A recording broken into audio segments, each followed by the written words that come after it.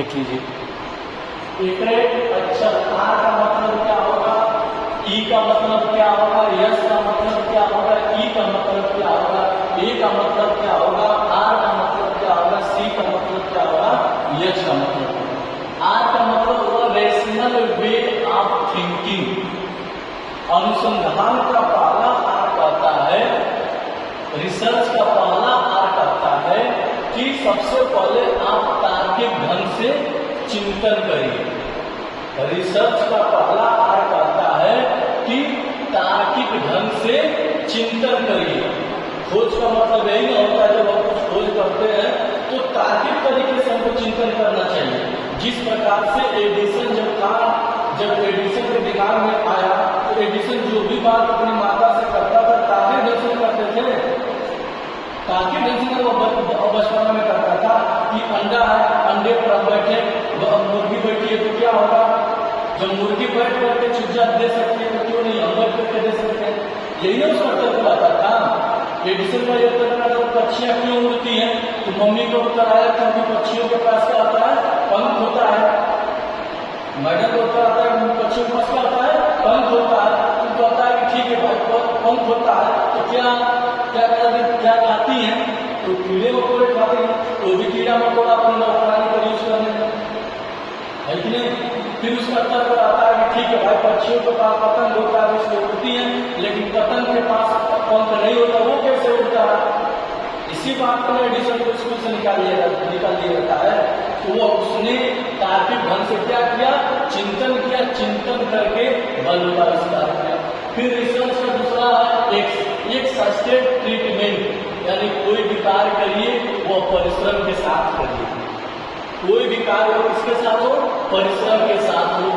तीसरा search for solution, समाधान की खोज करिए। समाधान की खोज करिए। कोई भी आपको समस्या समाधान आती है, समस्या आती है तो पहले खोज करिए कि वो कहाँ से उत्पन्न हुआ है, तब जाकर के उस पर कोई कार्य करेंगे तो आप क्या होंगे, सफल होंगे।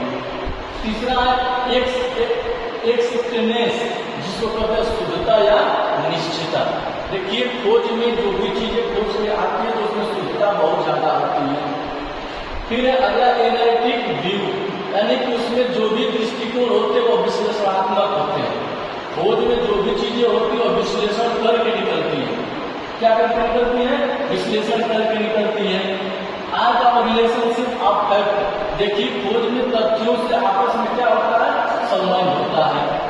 फिर सी है क्रिटिकल ऑब्जर्वेशन, इसमें आलोचनात्मक निरीक्षण होता है। जैसे यह बता दिया कि अच्छा क्या बताया गया, ये अच्छा कर, तब तक कोई आलोचना किया कि अच्छा कैसे क्या होगा, कहाँ से आया, कैसे आया, तो इसमें आलोचना होगा। आलोचना करने से तर्क होगा, इसका विचार होगा, तब जाकर के पता चलेगा कि चाक ही यह है।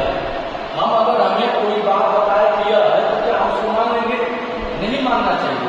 क्यों, क्योंकि हमको जानना चाहिए कि अगर है तो कहाँ से होगा, तब जाकर के हमको भी अच्छे से ज्ञान प्राप्त होगा। ठीक है।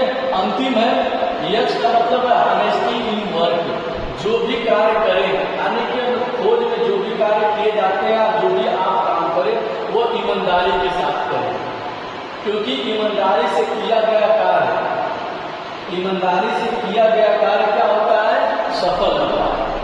समझ रहे हैं ना, मेहनत से किया गया कार्य क्या होता है, सफल होता है। क्योंकि ईमानदारी में थोड़ी सी परेशानी ला सकती है, ईमानदारी के पथ पर चलने को थोड़ी परेशानी आ सकती है, लेकिन सफलता जरूर मिलेगी। आप देख लीजिए, आप मेहनत करते हैं, तमाम प्रकार की कठिनाइयां आती है, फीस नहीं जुट पाता है, घर पर पैसे नहीं हो पाते, लेकिन फिर भी आप पढ़ते हैं ना, पढ़ते पढ़ते आप MA क्लास में आगे कि नहीं आए, आखिर कठिनाई आई, कठिनाई का सामना किया, सामना करने के बाद MA में आए, तुरंत आप स्नातक में तो नहीं ना आ गए। इसलिए प्यारे बच्चों, जो मेहनत करता है उसी को प्राप्त होता है।